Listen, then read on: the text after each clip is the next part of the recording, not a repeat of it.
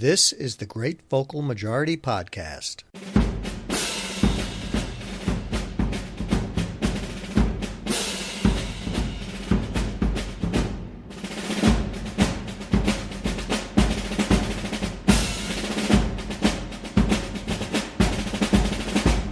Hey everybody, this is Tony Cottisbody with the Great Vocal Majority Podcast, and today is volume 50. And today we're going to talk about how people are angry and confused over the NFL player protests ignited by Colin Kaepernick. In this presentation, I want to examine and do a deep dive into this issue and place it in its proper perspective. But first, we have to do a little bit of level setting. Let's lay down some initial assumptions. First, while we all should agree that everyone has the right to freedom of speech, let us understand how that right is by no means absolute, nor can it be exercised entirely without consequences. Everyone knows freedom of speech doesn't mean you can shout fire in a movie theater, but there are other limits to freedom of speech as well. Employers, for example, at their own discretion, can forbid political expression in the workplace. Politics, by its nature, is given to conflict and controversy. Political conversations in the workplace can inhibit teamwork and sour customer relationships, leading to negative consequences for the business. Employers, therefore, have every right to place limits on their employees. Secondly, not all forms of political speech are effective in delivering a message. Not all forms of political speech, therefore, are equal in terms of effectiveness. It should be obvious to everyone that there are critical differences in delivering of a political message. Let me give you an example. When a group of protesters in a city block traffic to bring attention to their cause, they may succeed in bringing attention to it, but they're probably not going to get a lot of sympathy for causing a traffic jam. And since we still live in a democracy, effective protests need to do more than raise awareness. They need to enlist popular support, not drive it away.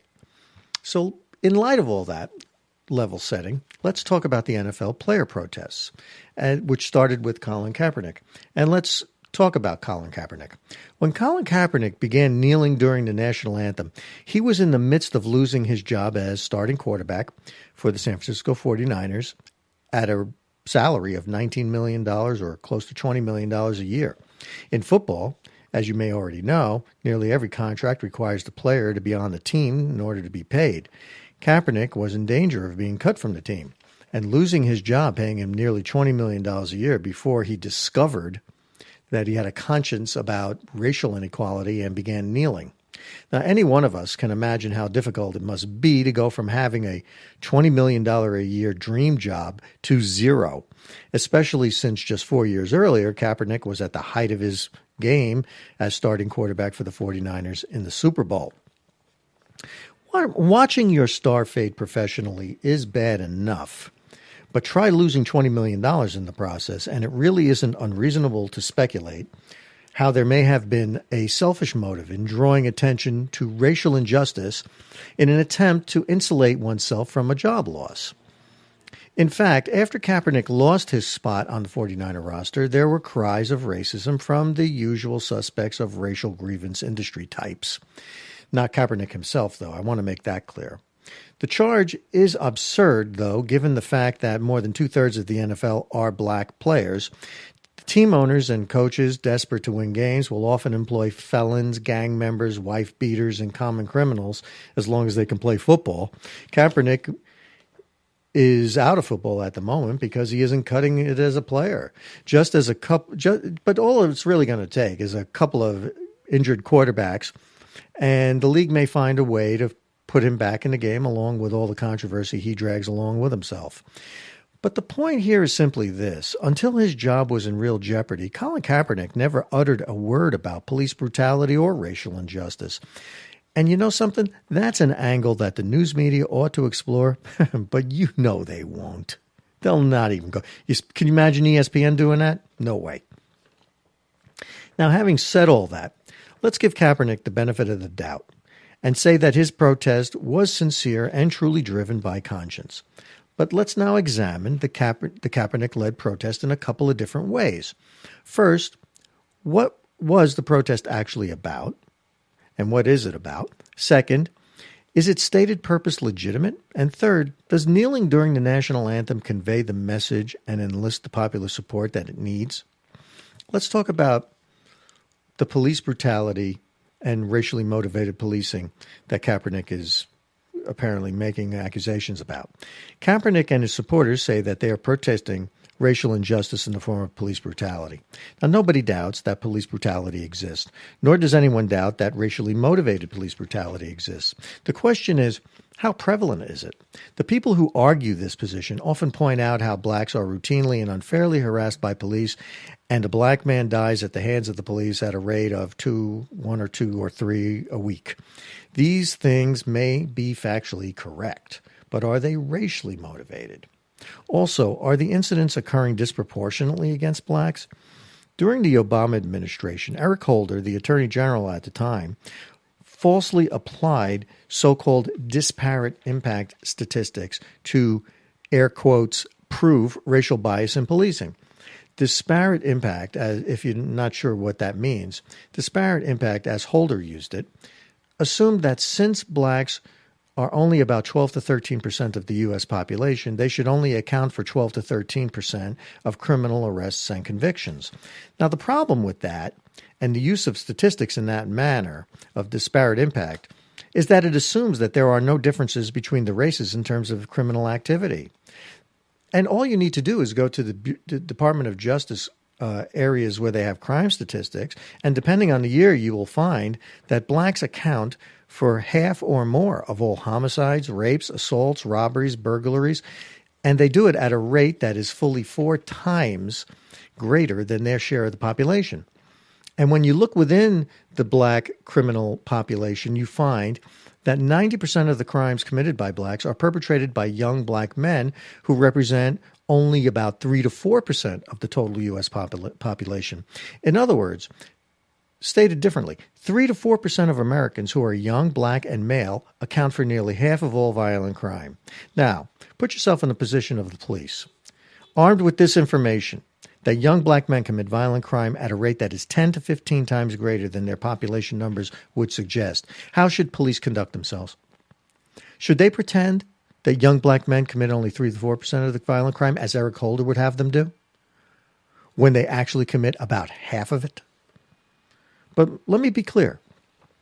When innocent blacks are stopped and harassed by police, it is sometimes demeaning, insulting, and humiliating. Nobody wants to be assumed to be a criminal. The question is, where does the fault lie? Certainly not with the person who's innocent. They're truly a victim. But in the overwhelming majority of the cases, who is victimizing them? See, in my opinion, I hold that it is the prevalence of black criminality in young black men that is making the innocent people victims of police harassment, not the racism of police on those rare occasions where we find racism of police. In other words, when someone's stopped, they're not stopped necessarily just because they're black by cops that are racist. They're stopped because very wide majority of crime seems to be committed by young black men within the black community. So the problem that needs to be addressed is the issue of black criminality among young men.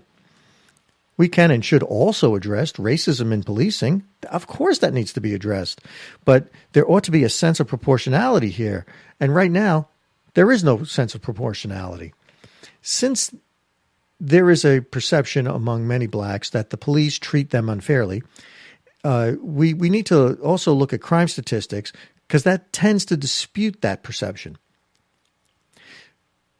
People with the belief that the police are guilty of unjustified killings of blacks in custody point to the number of blacks killed by police. So let's look at that for a second. In July of 2016, the Washington Post's Wesley Lowery reported that since January 1st, 2015, in other words, for about a year and a half, 732 whites and 381 blacks were killed by police. Lowery argued that those statistics were misleading because blacks are only about 12 to 13% of Americans, whereas whites are about 74%. And since blacks are 34% of the total number killed by police, they are victimized at a rate that's almost triple their population. Now, this disparity, Lowery holds, is proof of racism in the police force, but he's making the same mistake that he's making the same mistake unintentionally, I assume, that Eric Holder made intentionally. In other words, it's a false conclusion. As was demonstrated earlier in this presentation, blacks commit far more crime than any other racial group, including whites. As a result of this disparity, blacks are far more likely to have interactions with the police. Indeed, one of the primary complaints that comes from innocent blacks who are stopped by the police. Now, based on the number of actual interactions with police, blacks are actually less likely to die at the hands of the police. The disproportionality of blacks dying at the hands of police is due to their disproportionality in the commission of crimes.